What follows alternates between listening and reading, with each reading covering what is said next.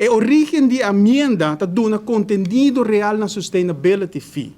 Pero para prometer nos bairros de sustainability fee, lá me explico o que é sustentabilidade.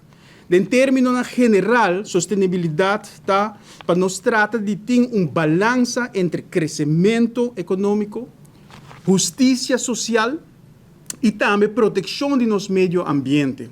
Para assim, nos proíba vida bom, sem comprometer a possibilidade de futura geração.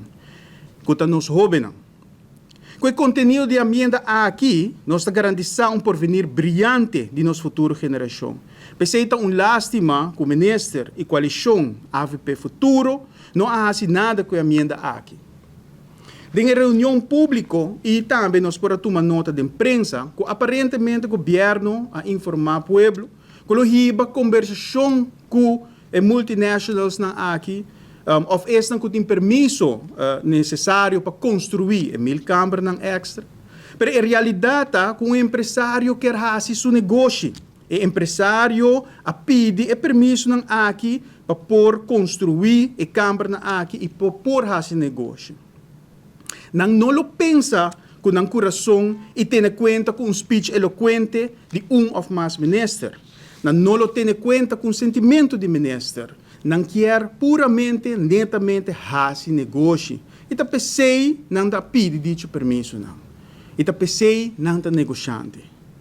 Pois Aruba não vai querer de web guy que por meio de uma conversão eloquente e emocional, não lo stop a construção de quase 1000 câmaras aqui, que na final de dia lo põe uma pressão riba a justiça social, riba a aspecto social, mais grande que já acaba nos tem.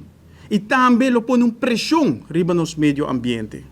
Da PC, fração de PPA, a compilar uma emenda para ajudar o governo a dar conteúdo na No Mais Hotel.